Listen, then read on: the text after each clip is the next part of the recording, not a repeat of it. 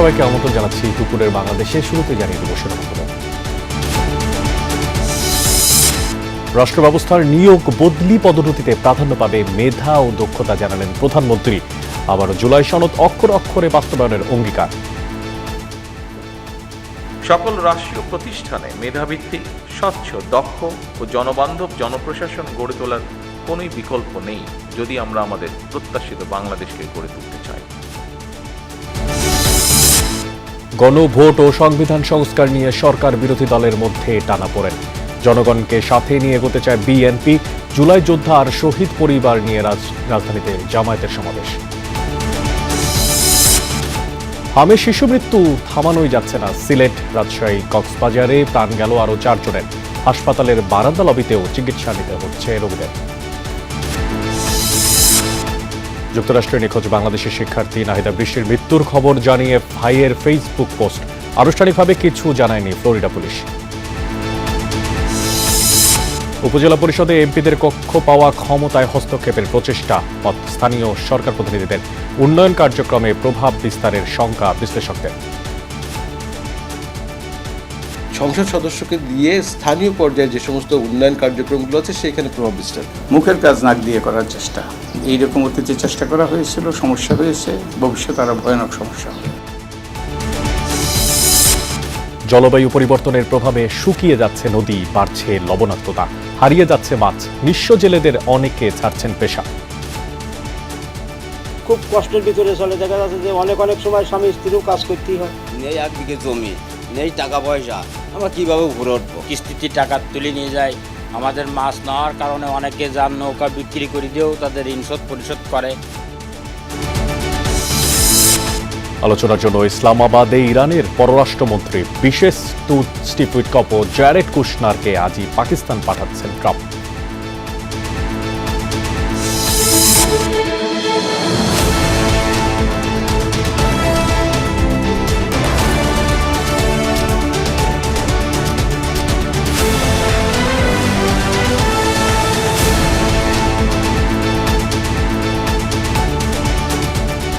দেখছিলেন শিরোনামগুলো। এছাড়াও দেশ বিদেশের আরও খবর নিয়ে দুপুরের বাংলাদেশে আপনাদের সাথে আছে আমি মশিউর অনেক।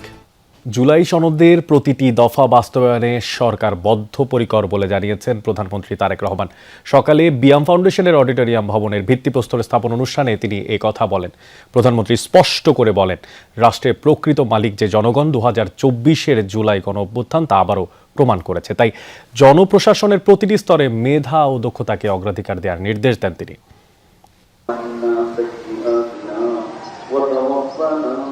রাজধানীর বিয়াম ফাউন্ডেশন প্রাঙ্গণে নতুন অডিটোরিয়াম ভবনের ভিত্তিপ্রস্তর স্থাপন করলেন প্রধানমন্ত্রী তারেক রহমান। সকালে ফলক উন্মোচন শেষে দেশের সমৃদ্ধি কামনায় বিশেষ মোনাজাতে অংশ নেন তিনি।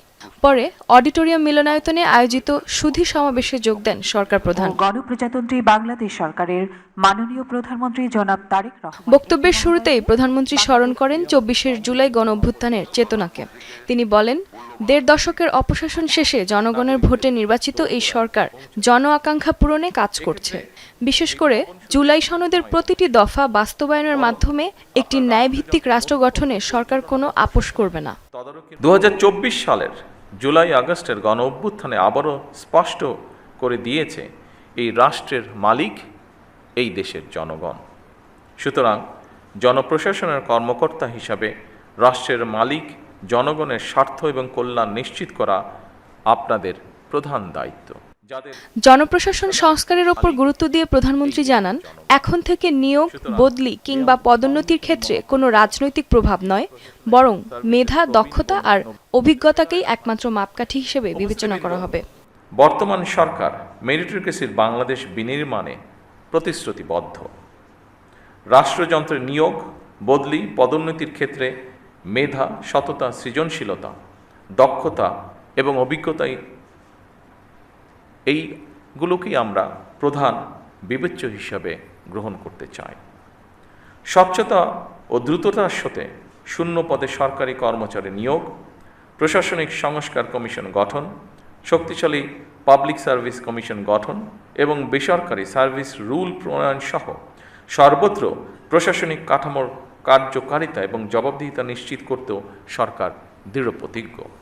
আধুনিক ও প্রযুক্তি নির্ভর বাংলাদেশ গড়তে সরকারি কর্মকর্তাদের বিশ্বমানের প্রশিক্ষণের আওতায় আনারও প্রতিশ্রুতি দেন প্রধানমন্ত্রী। দক্ষ ও জনবান্ধব প্রশাসনই আগামীর কাঙ্ক্ষিত বাংলাদেশ গড়ে তুলতে সহায়ক হবে বলে আশা প্রকাশ করেন তিনি। আরও যে কোনো প্রয়োজনীয় সহায়তা প্রদান। জিনাত আরা লাবণী, যমুনা নিউজ। বিরোধী দলের রাজপথের আন্দোলন রাজনৈতিকভাবেই মোকাবেলা করবে বিএনপি, আর এই নিয়ে সাংঘর্ষিক পরিস্থিতি তৈরির কোনো শঙ্কা নেই বলে জানিয়েছেন বিএনপি নেতারা। গণভোট কিংবা জুলাই সনদ ইস্যুতে আন্দোলনে নেমে জামায়াত নেতৃত্বাধীন জোট জনগণকেই বিভ্রান্ত করতে চায় বলে মনে করছেন তারা। বলছেন রাজপথে পাল্টা কর্মসূচি নয়, বরং নিজেদের অবস্থান আর কর্মকাণ্ড দিয়ে জনগণের আস্থা অর্জনই বিএনপির লক্ষ্য। সাইফুদ্দিন রবিন জানাবেন বাকিটা। বাংলাদেশ জাতীয়তাবাদী দল যে জুলাই সনদে সই করে এসেছে, সেই জুলাই সনদের প্রত্যেকটি শব্দ, প্রত্যেকটি অক্ষর আমরা ইনশাআল্লাহ এক এক করে বাস্তবায়ন করব। স্বাক্ষরিত জুলাই সনদ বাস্তবায়নে নিজেদের অঙ্গীকার বারবার উল্লেখ করছেন প্রধানমন্ত্রী ও সংসদ নেতা তারেক রহমান। তবু রাজপথের আন্দোলনে সক্রিয় জামায়াত নেতৃত্বাধীন সংসদের বিরোধী জোট।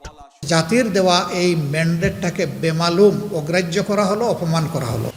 সরকার গঠনের 2 মাসের মধ্যেই রাজপথে বিরোধী দলের এমন কর্মসূচিকে সন্দেহের চোখেই দেখছে বিএনপির তৃণমূল, যাদের কেউ রাজপথে মোকাবেলা করতে চান, আবার কেউ মনে করছেন বাস্তবতা বুঝতে পারবে জামায়াত। বিরোধী দল যদি ভুলটা সঠিকভাবে ধরে দেয়, তাহলে সেই ভুলকে আমরা রাষ্ট্রের ভালোর দিকে যদি হয় সেটা কাজ করতে হবে।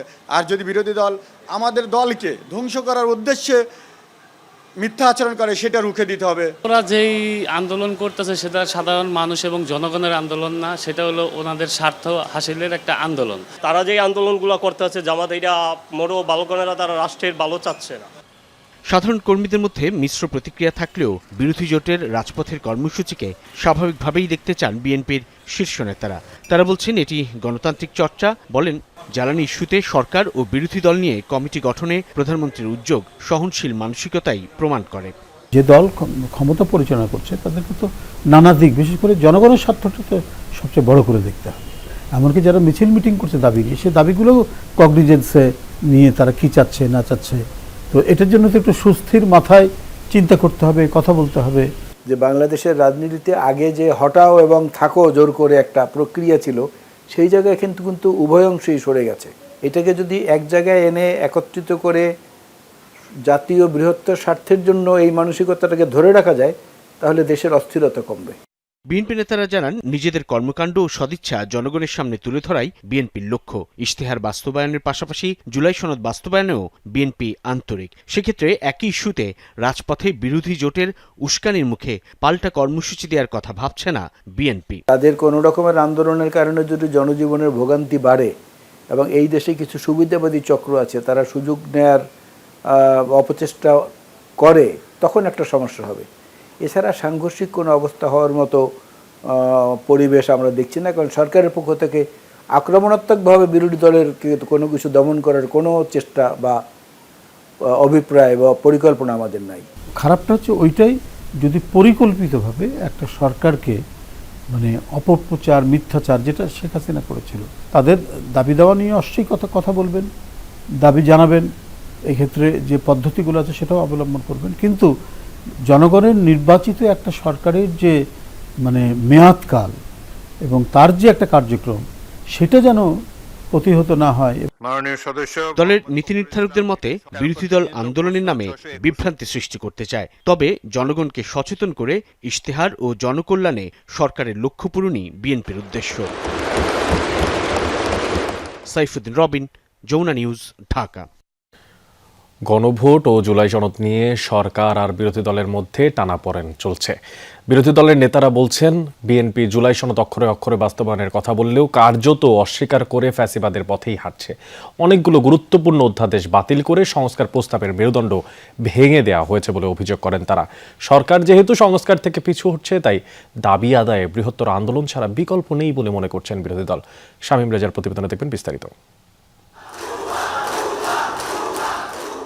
ছাত্র জনতার ২৪-এর গণ অভ্যুত্থানের পর রাজনৈতিক দলসহ সব মহলে রাষ্ট্র সংস্কারের জোর দাবি ওঠে। এর প্রেক্ষিতে সংস্কারের লক্ষ্যে অন্তর্বর্তী সরকার জাতীয় ঐকমত্য কমিশন গঠন করে। দলের সাথে দফায় দফায় আলোচনার পর সংবিধান সংস্কারে জুলাই সনদ তৈরি করে। এবং তা বাস্তবায়নে গণভোটের সিদ্ধান্ত হয়। কিন্তু নির্বাচন পরবর্তী সময়ে এই সংস্কার নিয়ে সরকার ও বিরোধী দলের মধ্যে তৈরি হয় মতপার্থক্য। আমরা আশা করি এই সংসদ জাতীয় সকল সমস্যা সমাধানের কেন্দ্রবিন্দু হবে ইনশাআল্লাহ। এমন পরিস্থিতিতে জামাত নেতৃত্বাধীন 11 দলীয় ঐক্যের নেতাদের অভিযোগ, বিএনপি নির্বাচনের পূর্বে গণভোটের পক্ষে থাকলেও জয়ী হওয়ার পর অবস্থান পরিবর্তন করে জাতিকে হতাশ করেছে। বলেন, সরকারি বিরোধী দলকে রাজপথে ঠেলে দিয়েছে। তারা আসলে অক্ষরে অক্ষরে যে কথাটা বলছেন সেটা অসত্য কথা, যে আসলে তারা মুখে বলছেন, কার্যত তারা টোটালি ভিন্ন ভূমিকা রেখেছেন। অলরেডি তো এটা ড্রপ হয়ে গেছে, অলরেডি এটাকে তারা কার্যত অস্বীকার করেছেন। আমাদের প্রত্যাশা ছিল, জনগণের প্রত্যাশা ছিল যে সংস্কার হবে এবং একটা গণতান্ত্রিক জনবান্ধব বাংলাদেশ হবে। তো সেটা থেকে যেহেতু সরকার ব্যাক অফ করেছে, পিছু হটেছে, ফলে আমাদেরকে সেটা আদায় করার জন্য জনগণকে সাথে নিয়ে আরও বড় ধরনের বৃহত্তর আন্দোলনে যাওয়ার কোনো বিকল্প নাই। দেশের মানুষ ভোট দিয়েছে হ্যাঁ ভোটের পক্ষে, তো সবারই প্রত্যাশা ছিল যে গভর্নমেন্ট হ্যাঁ ভোটকে মূল্যায়ন করবে। এই জায়গাটায় সরকার প্রথমেই জনগণের সাথে কথা রক্ষা করে নাই। সরকার কয়েকটি সংস্কার অধ্যাদেশ বাতিল করে ইচ্ছে মতো সবকিছুই করছে বলেও দাবি বিরোধীদের। বলেন, শেখ হাসিনার শাসনের সবকিছু ফিরিয়ে আনছে বিএনপি। অনেকগুলো গুরুত্বপূর্ণ অধ্যাদেশকে তারা বাতিল করে দিয়েছে, যার মধ্য দিয়ে পুরো সংস্কার প্রক্রিয়ার মেরুদণ্ড ইতিমধ্যে ভেঙে দেওয়া হয়েছে। এই সংস্কার ইস্যুতেই সরকারের সাথে বিরোধী দলের দূরত্ব ক্রমশ বেড়ে চলেছে, কারণ রাষ্ট্র সংস্কার এটা বিএনপির প্রতিশ্রুতি ছিল, এটা জাতীয় দাবি ছিল, এখান থেকে সরে আসার কোনো সুযোগ নেই। হাসিনা যে গণতান্ত্রিক পন্থায় নির্বাচিত হয়ে এসে তিনি স্বৈরাচার হলেন, সেই স্বৈরাচারী সরকারকে যাতে সামনে স্বৈরাচারী কোনো সরকার না হয়, এই জন্যই তো এই পরিবর্তনের পরামর্শগুলো আসছে। আমরা গণভোটে যেটাকে আমরা পাস করলাম, এটাকে অস্বীকার করা মানে হচ্ছে আবারও ফেসিবাদের জন্য রাস্তা আমাদেরকে খুলে দেওয়া, ওপেন করে দেওয়া। গণভোট ও জুলাই সনদ প্রতিশ্রুতি সরকার বাস্তবায়ন না করলে রাজনৈতিক সংকট বাড়বে বলে মনে করছেন বিরোধী নেতারা। শামীম রেজা, যমুনা নিউজ, ঢাকা। দেশে হাম ও উপসর্গ নিয়ে 24 ঘন্টায় মৃত্যু হয়েছে আরও 4 শিশুর। এর মধ্যে সিলেটে 2 জন, রাজশাহীতে 1 আর কক্সবাজার রামুতে 1 শিশুর মৃত্যু হয়েছে। গত 24 ঘন্টায় রাজশাহী মেডিকেলে উপসর্গ নিয়ে নতুন রোগী ভর্তি হয়েছেন 10 জন। ছাড়পত্র দেওয়া হয়েছে 4 জনকে। চিকিৎসাধীন রয়েছে মোট এখন পর্যন্ত 144 জন। নেত্রকোনা সদর হাসপাতালে হামের উপসর্গ নিয়ে ভর্তি আছেন 45 জন রোগী। চিকিৎসা নিয়ে সুস্থ হয়ে বাড়ি ফিরছেন 111 জন। এছাড়া 24 জন রোগীকে উন্নত চিকিৎসার জন্য ময়মনসিংহে পাঠানো হয়েছে। নড়াইলে গত 24 ঘন্টায় হামের উপসর্গ নিয়ে হাসপাতালে ভর্তি হয়েছেন 4 জন। নাটোরে নতুন রোগী ভর্তি হয়েছে 35 জন। বরিশাল, ময়মনসিংহ, খুলনা ও চট্টগ্রাম বিভাগের বিভিন্ন হাসপাতালে হামের উপসর্গ নিয়ে রোগীর ভিড় বাড়ছে। হামের জন্য খোলা বিশেষ ওয়ার্ডগুলোতেও ধারণ ক্ষমতার চেয়ে বাড়তি রোগী চিকিৎসা নিচ্ছে।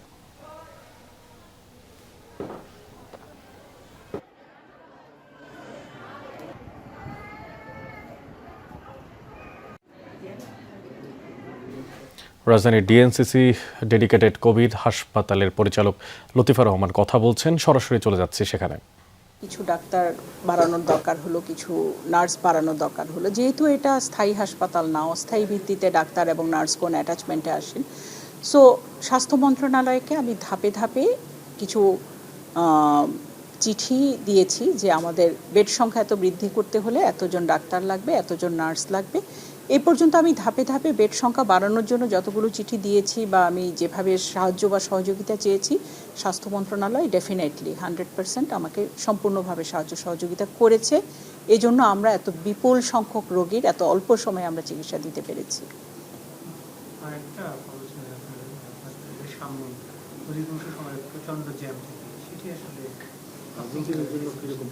রোগীদের জন্য এটা মাঝে মাঝে একটা সমস্যা হয়ে যায়, যেহেতু আমার এই হাসপাতালটা একটা ব্যস্ততম এলাকায় অবস্থিত এবং আমার হসপিটালের সামনে একটা বড়সড় ধরনের জ্যাম অফিস ডেতে, অফিস সময়ে সবসময় লেগেই থাকে। তা এখানে হামের রোগীরা যখন দূর দূরান্ত থেকে আসেন তখন ওনারা এই জ্যামের মধ্যে অনেকেই আটকে থাকেন এবং তাতে রোগীদের কিছু ভোগান্তি হয় এবং ডাক্তাররাও যখন জরুরি কলে আসেন, অন কলে আসেন, রোগী দেখতে অ্যাটেন্ড করতে আসেন, সেই ক্ষেত্রে এই জ্যামের কারণে অনেক সময় ডাক্তার এবং রোগী দুই দলেরই একটু ভোগান্তি হয়। বেছে নেই যুক্তরাষ্ট্রে নিখোঁজ বাংলাদেশের শিক্ষার্থী নাহিদা বৃষ্টি। সামাজিক মাধ্যম ফেসবুকে এক পোস্টে এই কথা জানিয়েছেন তার ভাই জাহিদ হাসান প্রান্ত। তবে এই নিয়ে আনুষ্ঠানিক এখন পর্যন্ত কোনো বিবৃতি দেয়নি ফ্লোরিডা প্রশাসন। এর আগে শুক্রবার সকালে নিখোঁজ আরেক শিক্ষার্থী জামিল লিমনের মরদেহের কয়েকটি টুকরো উদ্ধার করে পুলিশ। আর এই ঘটনা নিশ্চিত করে ব্রিফ করেছেন যুক্তরাষ্ট্রে বাংলাদেশ দূতাবাসের প্রেস মিনিস্টার গোলাম মুর্তজা।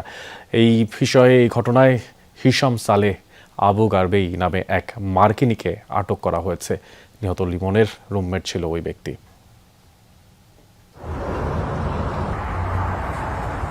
চলছে রুদ্ধশ্বাস পুলিশি অভিযান। ঘেরাওকৃত বাড়ি থেকে আত্মসমর্পণ করে বেরিয়ে আসছে এক ব্যক্তি। গায়ে নেই কাপড়, কোমরে কেবল একটি তোয়ালে জড়ানো। হিশাম সালেহ আবু গারবে নামের এই ব্যক্তি যুক্তরাষ্ট্রের ফ্লোরিডায় দুই বাংলাদেশি শিক্ষার্থীর গুম ও হত্যাকাণ্ডের পেছনের মূল হোতা বলে মনে করছে ফ্লোরিডা পুলিশ। তবে তার বাড়িতে নিরাপত্তা বাহিনীর অভিযানের পেছনের কারণটি ছিল পুরোপুরি ভিন্ন। শুক্রবার পারিবারিক সহিংসতার একটি রিপোর্ট পেয়ে হিশামের বাড়িতে উপস্থিত হয় পুলিশ। এরপর সেখান থেকে অন্যান্য সদস্যদের নিরাপদে বের করে আনা হয়। তবে বাড়ি থেকে বের হতে অস্বীকৃতি জানায় অভিযুক্ত হিশাম। পরবর্তীতে পুলিশের একটি বিশেষ প্রশিক্ষিত ইউনিট গিয়ে অভিযান চালিয়ে আটক করে তাকে। এরপর হিশামকে জিজ্ঞাসাবাদ শুরু করে পুলিশ। তদন্তের এক পর্যায়ে সামনে আসে চাঞ্চল্যকর তথ্য। প্রায় এক সপ্তাহ ধরে নিখোঁজ থাকা দুই বাংলাদেশি শিক্ষার্থী জামিল লিমন ও নাহিদা বৃষ্টির অন্তর্ধানের ঘটনার সঙ্গে পাওয়া যায় তার যোগসূত্র। তার দেয়া তথ্যের ভিত্তিতে শুরু হয় তল্লাশি অভিযান।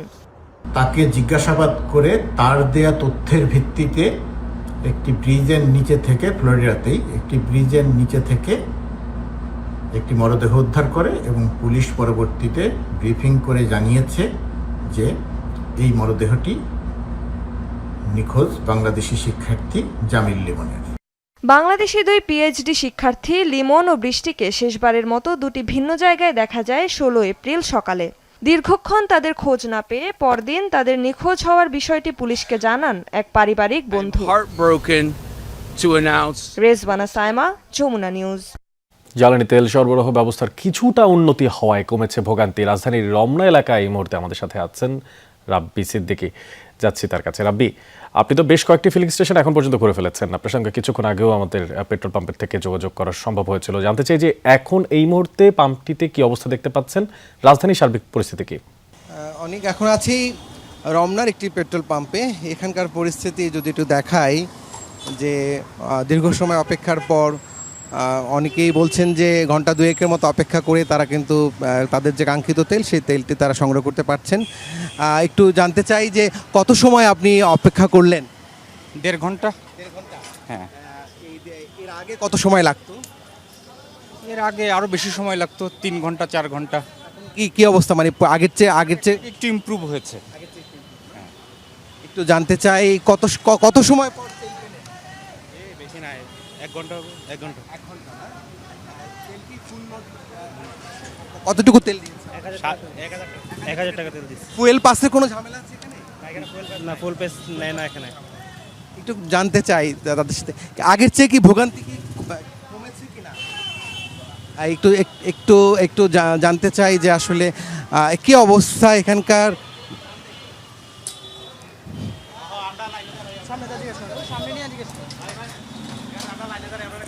একটু দেখতে পাচ্ছেন যে আসলে কাঙ্ক্ষিত তেলটুকু নেবার জন্য ঘন্টা খানেকেরও বেশি সময় ধরে এখানে লাইনে আছে গ্রাহকরা। এবং এই পেট্রোল পাম্পটিতে আসলে সকাল 11টার পর থেকে তেল দেওয়া শুরু হয় এবং 11টা থেকে এখন প্রায় 1:30 পর্যন্ত কিন্তু অপেক্ষা করতে হয়েছে এই যারা গ্রাহকদের। এবং এখানে ফুয়েল পাসের কোনো ধরনের কোনো ব্যবস্থা নেই।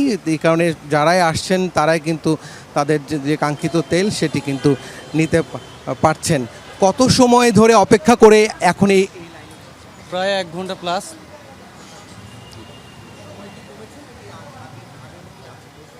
কম তো দেখি না আসলে, আপনার লাইন তো ঠিকই 1 ঘন্টা প্লাস হইলো, আপনার ওই পর্যন্ত চলে গেছে লাইন। কম থেকে এমনি শুনি কম, কিন্তু দেখা যায় না কম, ঠিকই আছে লাইন। শুনতে পাচ্ছেন যে আসলে এই যে ঘণ্টাখানেকেরও বেশি সময় অপেক্ষার পর গ্রাহকরা কিন্তু জ্বালানি পাচ্ছেন। রাব্বি, আপনাকে ধন্যবাদ আমাদের সঙ্গে যুক্ত হওয়ার জন্য। উপজেলা পরিষদে সংসদ সদস্যরা বসার জন্য পাচ্ছেন নির্ধারিত পরিদর্শন কক্ষ, আর এমন সিদ্ধান্তকে স্থানীয় সরকার প্রতিনিধিরা তাদের ক্ষমতায় হস্তক্ষেপের প্রচেষ্টা হিসেবে দেখছেন। আর এর ফলে ধ্বংস হতে পারে স্থানীয় সরকার ব্যবস্থা, থাকছে উন্নয়ন কার্যক্রমে এমপিদের প্রভাব বিস্তারেরও শঙ্কা। স্থানীয় সরকার ব্যবস্থায় দীর্ঘ সময় দ্বন্দ্ব জারি থাকলে আরও বেশি ক্ষতিগ্রস্ত হবে জনগণ, এমনটাই মনে করছেন বিশ্লেষকরাও। উপজেলা পরিষদ ভবনের দ্বিতীয় তলায় বসার জন্য আলাদা জায়গা দেওয়া হচ্ছে সংসদ সদস্যদের। এজন্য উন্নতমানের আসবাবপত্রে সজ্জিত পরিদর্শন কক্ষ স্থাপনের নির্দেশ দেওয়া হয়েছে। বিষয়টি নিয়ে আলোচনাও হয়েছে সংসদে। তবে সাবেক উপজেলা চেয়ারম্যানের মতো জনপ্রতিনিধিরা এই সিদ্ধান্তকে স্থানীয় সরকারের স্বায়ত্তশাসনের জন্য হুমকি হিসেবেই দেখছেন। উপজেলা অথবা পৌরসভায় যদি এমপি সাহেবরা যদি হস্তক্ষেপ করে তাহলে সমস্ত উন্নয়নমূলক কাজ মুখ থুবড়ে পড়ে যাবে, কারণ দ্বৈত শাসন এখানে চলতে পারে না। ক্ষমতার যে ভারসাম্যটা সেটা যদি বজায় না থাকে সেক্ষেত্রে দ্বন্দ্ব তৈরি হতে পারে। এমপিদের কাজ হচ্ছে ঢাকায় অফিস রয়েছে, ওনারা আইন প্রণয়ন করেন। স্থানীয়ভাবে এ ধরনের চাপ আসলে তারা স্বাধীন মতো জনপ্রতিনিধিরা কাজ করতে পারবে না।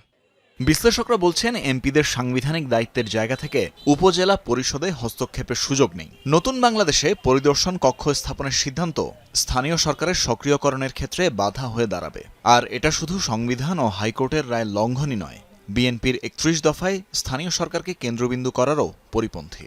সংসদ সদস্যরা এক ধরনের জমিদারের মতন আচরণ করেন। তিনি যখন উপজেলা পরিষদের মধ্যে যে বসবেন সেক্ষেত্রে কি হবে, তার প্রচুর পরিমাণ তার দলের লোক সেখানে এসে ভিড় করবেন। সংসদ সদস্যকে দিয়ে স্থানীয় পর্যায়ে যে সমস্ত উন্নয়ন কার্যক্রমগুলো আছে সেখানে প্রভাব বিস্তার করা, ইউনিয়ন পরিষদ, উপজেলা পরিষদ আর উপজেলা প্রশাসন, এই দুটো জায়গাতেই আসলে সংসদ সদস্যরা হস্তক্ষেপ করার একটা ক্ষেত্র প্রস্তুত হচ্ছে এই পরিদর্শন কক্ষর মধ্য দিয়ে।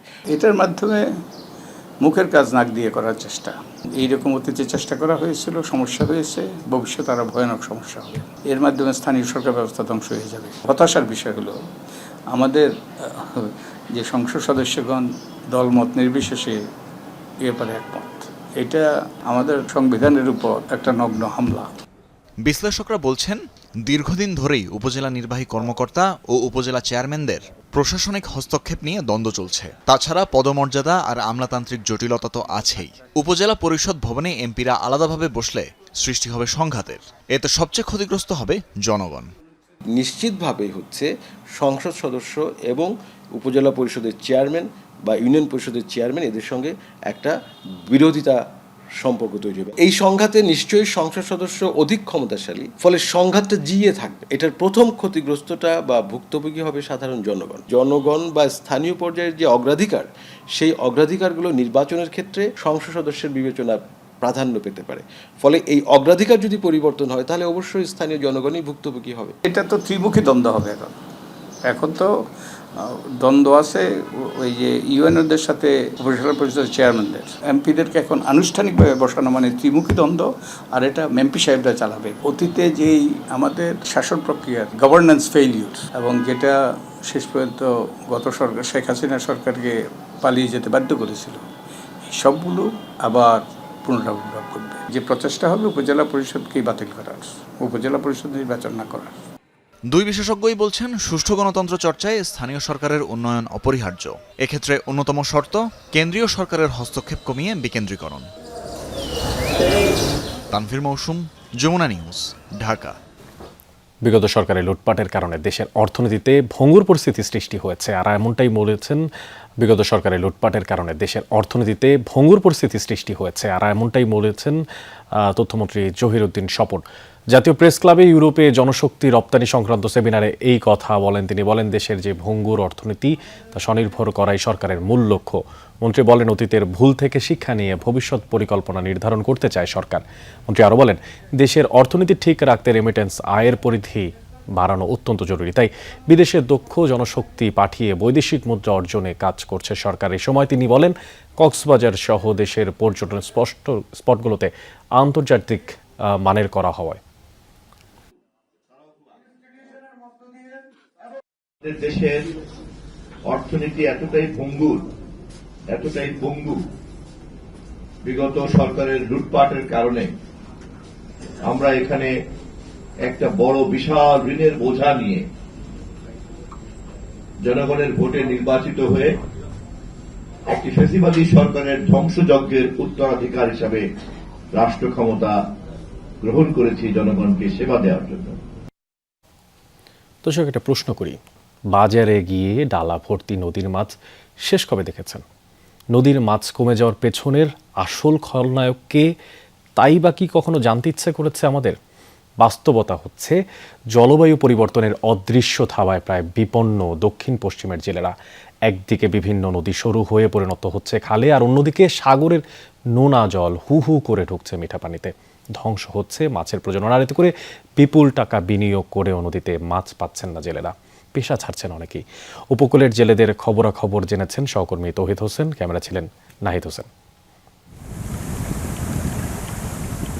অনেক জায়গায় সরু মরা খালে পরিণত হয়েছে নদী, নেই আগের বিশালতা, অথচ একসময় উপকূলের এসব নদীর আগেই ব্যবহার হতো প্রমত্তা বা উত্তাল বিশেষণ। এসব জলাধার এখন যেন লড়াই করছে নিজের ছায়ার সঙ্গে। জলবায়ু পরিবর্তনের কারণে সাগরের লোনা পানি ঢুকছে নদীতে, ওলটপালট করে দিচ্ছে মাছের প্রজনন পরিবেশ।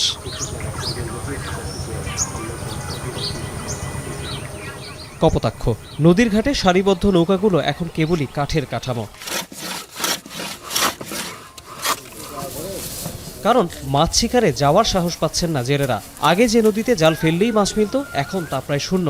অথচ একবার নৌকা নিয়ে বেরোলে নিতে হবে দাদনের 10 থেকে 20 লাখ টাকার দায়। সেই ঝঞ্ঝাট কাঁধে নিচ্ছেন গুটি কয়েক জেলে। খুব কষ্টের ভিতরে চলে, দেখা যাচ্ছে যে অনেক সময় স্বামী স্ত্রীও কাজ করতেই হয় মাঠে ঘাটে। মানে আমি হয়তো চিংড়ি চেষে যাই, স্বামী মানে স্ত্রী হয়তো দেখা যাচ্ছে যে 200 টাকা 250 টাকার জন্য ধান কাটতে যায়। মানুষের কিস্তি ঋণ নিয়ে যায় বা সুদি নিয়ে যায় বা কিস্তিতে টাকা তুলে নিয়ে যায়। আমাদের মাছ নেওয়ার কারণে অনেকে যান নৌকা বিক্রি করে দিয়েও তাদের ঋণ পরিশোধ করে। আমার বাপ দাদারা ঠাকুর দাদারা এইটাই করে গেছে, আমরা তো এছাড়া আর কিছুই পারি না। নেই 1 বিঘে জমি, নেই টাকা পয়সা, আমরা কিভাবে ঘুরে উঠবো?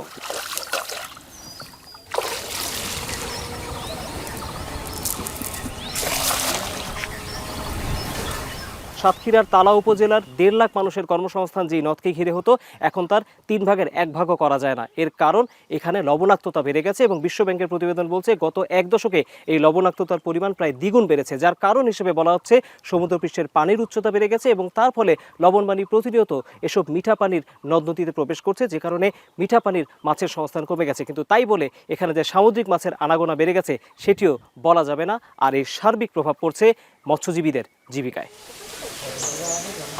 যেসব জেলে নদীতে যাচ্ছেন তাদের এখন জীর্ণদশা, বেড়েছে দারিদ্র্য, পরিবারে পুষ্টিকর খাবার মিলছে নামকা ওয়াস্তে, বাধ্য হয়ে উপার্জনে নাম লেখাতে হয়েছে বাড়ির নারী সদস্যকেও। সংসার চলে না ভালোভাবে, এই জন্য সাময়িকে সাহায্য করার জন্য আমরা কিছু ইনকাম করার চেষ্টা করি। এই যে দর্জি কাজ টাজ করি বিভিন্ন। আমরা মাছ কিনি তাই খাই, কিনতে পারলি খাই, না পারলি খাই না, এরকম। মানুষ মনে করে কি ওরা জাল ভাই ওরা মাছ খাতে পারে, আমরা সে বেশি পারি না। মৎস্যজীবী বাপদাদার পেশায় থাকতে রাজি নয় হালের জেনজি প্রজন্ম। জাল ও জলের গল্প বাদ দিয়ে ভালো ক্যারিয়ার আর প্রযুক্তির জগতে আগ্রহ তাদের। এটা আমাদের একটা ব্যবসা, কিন্তু এই ব্যবসাটা হচ্ছে ঝুঁকিপূর্ণ এবং এখন এসে এই ব্যবসায় আর লাভ নেই, সবাই লস। জীবনটা হাতে করে নিয়ে সাগরে যেতে হয় মাছ ধরতে, এই কারণে আসলে এই জেনারেশনের ছেলেমেয়েরা এগুলো করতে চায় না, আর তারা শিক্ষিত হতে চায়, চাকরি বাকরি করতে চায়। নদী মুখ ফিরিয়ে নিয়ে অস্তিত্ব বাঁচাতে বিকল্প পেশায় নাম লেখান কেউ কেউ। পৈতৃক ভিটা বন্ধক বা স্ত্রীর গয়না বেচে মাছের খামার কিংবা চিংড়ি চাষে বিনিয়োগ করেছেন উপকূলের অনেকে। এতে কারো খাবারের ব্যবস্থা হয়েছে 3 বেলা, অনেকের আবার টেনে টুনে সংসার চলছে খামার শ্রমিক হিসেবে। অল্প কিছু মাছ দিয়ে আর কি আমরা করি, খামার তৈরি করি, যে কোনো রকমের যাতে আমরা বেশি থাকতে পারি। কেমন আয় হয় খাবার থেকে? আপনার উপার্জন যেটা চাইছিলেন সেটা কি হয় না? ওইভাবে হয় না, আমরা ওইভাবে তো তৈরি করতে পারি না, আমাদের টাকা পয়সা তো ওইভাবে নাই। চিংড়ি চাষ করি, সাদা মাছের চাষ করি, আর আমার কিছু জাল আছে, তাই আমি ভাড়াও দিয়ে নিজে মাছ ধরতে যাই, তাতে আমার কোনো মতে চলে। কি বার্তা দেয় উপকূলের বাজারের দৃশ্য? যেখানে নদীতে তাজা মাছে সয়লাভ থাকার কথা, সেখানে এখন রাজত্ব চাষের মাছের। নদী বা সাগরের অল্প কিছু মাছ মিললেও দাম আকাশচুম্বী। অনেক আড়তে চাষের মাছ আসছে অন্য জেলা থেকে। সাতক্ষীরা বাজারে ভাইজান মাছের দাম অনেক বেশি, ব্যাপক বেশি ভাইজান। মাছের দাম মাছ এখন একটু বর্ষা উপকূলের সময় তো, আর আপনার হচ্ছে নদী উপকূলের মাছ কম, এই কারণে একটু মাছের দাম বেশি। বৈশাখের মাছ এখন মাছের দাম বেশি, এখন মাছের সিজন না, তো এখন দাম বেশি মাছের। এই চাষের মাছে এখন চাষ ছাড়া কোনো মাছ নেই। এই বাস্তবতার সত্যতা মেলে বিশ্বব্যাংকের প্রতিবেদনে। বলা হচ্ছে, বছরের বিশেষ কিছু সময়ে উপকূলের নদীগুলোতে লবণাক্ততার হার প্রায় 68 গুণ বাড়ে। ফলে সার্বিক হিসাবে যোগান কমে 32.4%। মাঝারি মাছের ক্ষেত্রে এই ঘাটতি 35.5%। তবে বড় মাছের সরবরাহ কমে গেছে অর্ধেকের বেশি। 51,050 প্লাস এরকম ছিল, সেটাকে আস্তে আস্তে কমে আসছে। ওই বেশিতে অনেকে মারা গেছে, অনেকে পেশা পরিবর্তন করছে। তবে সুন্দরবন বা অ্যাডজাসেন্ট যারা আছে তাদের কিছু কিছু বিকল্প রাস্তা এখন বেরিয়ে গেছে। বিশেষ করে এখন কাঁকড়া চাষটা এখন শুরু হয়ে গেছে, ঘেরে তারা এখন কাজ করার সুযোগ আছে, তাদের প্রসেসিং ফ্যাক্টরিতে কিছু কাজ করার সুযোগ আছে। নদীতে যারা মাছ ধরতো তারা কিন্তু পরিবারের 1-2 মানুষ নিয়ে তার নিজস্ব বোটে মাছ ধরতো, সে এখন সাগরের বোটে যাচ্ছে। তার মানে সাগরের বোটও তার না এবং এই জালটাও তার না। তার মানে এই জায়গায় কিন্তু সে একরকম হচ্ছে শ্রমিক হিসেবেই কিন্তু সে মাছ ধরছে। তার মানে যে নৌকার মালিক ছিল সে কিন্তু হয়ে যাচ্ছে শ্রমিক। মাছের প্রজনন নিশ্চিতে প্রতি বছরই নিয়ম করে নদী ও সাগরে আহরণে নিষেধাজ্ঞা জারি করে সরকার। এবারও তার ব্যতিক্রম নয়। তারপরও গবেষকদের আশঙ্কা, 2050 সাল নাগাদ দক্ষিণ পশ্চিমাঞ্চলের নদীতে আরও লবণাক্ততা বাড়বে, আর তখন মাছের প্রজনন শূন্যের কোঠায় নামতে পারে, বিরূপ প্রভাব পড়বে কৃষিতেও। তৌহিদ হোসেন, যমুনা নিউজ, খুলনা। সারা দেশে জঙ্গি হামলার আশঙ্কা নিয়ে পুলিশ সদর দপ্তরের চিঠির প্রেক্ষিতে রাজধানীতে নিরাপত্তা জোরদার করেছে ঢাকা মেট্রোপলিটন পুলিশ। তবে এই নিয়ে আতঙ্কিত হওয়ার কিছু নেই বলে জানিয়েছেন সিটিটিসির যুগ্ম কমিশনার মুন্সি শাহাবুদ্দিন। সকালে ডিএমপি মিডিয়া সেন্টারে এক ব্রিফিংয়ে তিনি জানান, এসএসসি পরীক্ষার প্রশ্ন ফাঁসের নামে একটি প্রতারক চক্র সাধারণ মানুষের কাছ থেকে বিপুল পরিমাণ টাকা হাতিয়ে নিয়েছে। তবে তাদের সরবরাহ করা প্রশ্নের সঙ্গে আসল প্রশ্নপত্রের কোনো মিল পাওয়া যায়নি। আর এই ঘটনায় দেশের বিভিন্ন স্থান থেকে 4 জনকে আটক করেছে সিটিটিসি। পাশাপাশি পুলিশ সদর দপ্তরের চিঠিতে সামরিক বাহিনীর চাকরিচ্যুত সদস্যদের সংশ্লিষ্টতার বিষয়ে নির্দিষ্ট কোনো তথ্য নেই বলেও জানান মুন্সি শাহাবুদ্দিন। পাড়াগামী কাঁচা রাস্তা সংযোগস্থলে থেকে মোহাম্মদ মেজবাউল আলম এসএসসি 2026 পরীক্ষার প্রশ্নপত্র ফাঁস সংক্রান্তে অনলাইন প্রতারণার সাথে জড়িত 4 প্রতারককে গ্রেফতার করেছে ডিএমপি সিটিটিসি। চক্র প্রশ্নপত্র দেওয়ার নাম করে নিরীহ মানুষের কাছ থেকে, ছাত্রদের কাছ থেকে টাকা আদায় এবং প্রলোভন দিয়ে আসছে। আমরা এই বিষয়ে তদন্ত অব্যাহত রয়েছে। হকারদের পুনর্বাসনের জন্য 6টি খোলা মাঠ নির্ধারণ করা হয়েছে, যেখানে রেজিস্ট্রেশনের প্রক্রিয়ার মাধ্যমে তাদেরকে পুনর্বাসিত করা হবে, জানিয়েছে ডিএনসিসি প্রশাসক শফিকুল ইসলাম খান। রাজধানীর একটি হোটেলে নগর উন্নয়ন সাংবাদিক ফোরাম আয়োজিত ঢাকা কি মৃত নগরী হতে যাচ্ছে শীর্ষক সেমিনারে এই কথা জানেন তিনি। বলেন, ছোট একটা ফি দিয়ে 6টি জায়গায় হকাররা চৌকি বসিয়ে ব্যবসা করতে পারবে। আবার দিন শেষে সেই জায়গা তাদের ছেড়ে দিতে হবে। ছাদের সবুজায়নে ট্যাক্সের ক্ষেত্রে সুবিধা দেওয়া হবে বলেও জানান প্রশাসক। এছাড়া বড় প্রজেক্টের ক্ষেত্রে সিটি কর্পোরেশন, ওয়াসা, রাজুক, তিতাস একসাথে কাজ করবে বলেও জানান প্রশাসক। অনুষ্ঠানে রাজুক চেয়ারম্যান জানান, যানজট নিরসনে রাজধানীর পার্কিং প্লেসগুলো উদ্ধারে কাজ করছে রাজুক। একই সঙ্গে পূর্বাচলকে কার্যকর শহরে পরিণত করার জন্যও কাজ চলছে। আর এই সময় উপস্থিত ছিলেন গুলশান সোসাইটির সভাপতি ব্যারিস্টার ওমর সাদাত সহ নগর বিশেষজ্ঞরা। এটা বললে কি হবে, এটার আনসারটা কি নেতৃবৃন্দ এবং আমাদের ঢাকা। এবার আন্তর্জাতিক প্রসঙ্গ। বহু অনিশ্চয়তার পর শান্তি আলোচনায় অংশ নিতে পাকিস্তান নিয়ে পৌঁছেছে ইরানের প্রতিনিধি দল। আজই ইসলামাবাদ যাওয়ার কথা রয়েছে মার্কিন আলোচকদেরও। তেহরানের প্রতিনিধি দলের নেতৃত্বে আছেন দেশটির পররাষ্ট্রমন্ত্রী আব্বাস আরাকচি। আর শুক্রবার মধ্যরাতে রাওয়ালপিন্ডিতে পৌঁছায় তাদের বহনকারী বিমানটি। সেই সময় পাকিস্তানের পররাষ্ট্রমন্ত্রী ইসহাক দার সহ দেশটির জ্যেষ্ঠ কর্মকর্তারা তাকে স্বাগত জানান। এদিকে হোয়াইট হাউস জানিয়েছে, আলোচনায় অংশ নিতে আজই পাকিস্তান যাচ্ছেন মার্কিন বিশেষ দূত স্টিভ উইটকফ এবং কূটনীতিক জারেড কুশনার। তবে ইরানের দাবি, ওয়াশিংটনের সাথে তাদের সরাসরি আলোচনার কোনো পরিকল্পনা নেই। পাকিস্তানের মাধ্যমেই মার্কিন প্রতিনিধিদের কাছে পৌঁছে দেওয়া হবে তেহরানের অবস্থান ও পর্যবেক্ষণ। পাকিস্তানের বৈঠক শেষে ওমান ও রাশিয়া সফরের কথা রয়েছে আরাকচির। যুদ্ধবিরতির মাঝেও ফিলিস্তিনে থেমে নেই ইসরায়েলি বাহিনীর নিষ্ঠুরতা। আইডিএফের অভিযানে উপত্যকায় প্রাণ হারিয়েছে এখন পর্যন্ত অন্তত 12 জন। শুক্রবার খান ইউনিসে একটি পুলিশের গাড়িতে করা হামলায় নিহত হয়েছে অন্তত 8 জন। আরেকটি পৃথক অভিযানে গাজা সিটিতে প্রাণ হারিয়েছে 2 পুলিশ সদস্য। উত্তর গাজার বেইত লাহিয়া এলাকায় চালানো সামরিক অভিযানে নিহত হয় আরও 2 জন। যুদ্ধবিধ্বস্ত উপত্যকার নিরাপত্তা নিশ্চিতে নিয়োজিত নিরাপত্তা বাহিনীর ওপরে আইডিএফের এইসব টার্গেট হামলার প্রতিবাদে আন্তর্জাতিক মহলের কাছে সহায়তার আহ্বান জানিয়েছে গাজার স্বরাষ্ট্র মন্ত্রণালয়। যুদ্ধ শুরুর পর থেকে এই পর্যন্ত ইসরায়েলি বাহিনীর হাতে প্রাণ হারানো ফিলিস্তিনিদের সংখ্যা ছাড়িয়েছে 72,000-এ। তরুণদের গবেষণার সুযোগ করে দিতে হবে, তাদের মতামতকে প্রাধান্য দিয়ে কর্মপরিকল্পনা প্রণয়নের নির্দেশ দিয়েছেন প্রধানমন্ত্রী। এমনটা জানিয়েছেন প্রধানমন্ত্রীর প্রবাসী কল্যাণ আর কর্মসংস্থান বিষয়ক উপদেষ্টা মাহাদি আমিন। সকালে রাজধানীর বিজনেস স্ট্যান্ডার্ড মিলনায়তনে বিশ্ব ডিএনএ দিবসের সেমিনারে এসব কথা বলেন মাহাদি আমিন। বলেন, সমাজের নানাবিধ সমস্যা গবেষণার জন্য আলাদা সেল তৈরি করতে হবে। জানান, স্থানীয় শিল্প প্রতিষ্ঠানের সঙ্গে দক্ষ জনশক্তির তেমন কোনো সংযোগ নেই, যেই কারণে দক্ষ জনশক্তির কর্মসংস্থানে সমস্যা হচ্ছে। দেশের শিক্ষার্থীদের মেধাকে সরকারি সহযোগিতার মাধ্যমে কাজে লাগানোর তাগিদ দেন মাহাদি আমিন। বলেন, দক্ষ জনশক্তি তৈরি করে কর্মসংস্থান বাড়াতে হবে। দুপুরের বাংলাদেশের প্রথম ঘন্টা থেকে বিদায় নিচ্ছি। পরের ঘন্টার খবর নিয়ে ফিরবেন নুসরাত বৃষ্টি। সাথে থাকুন।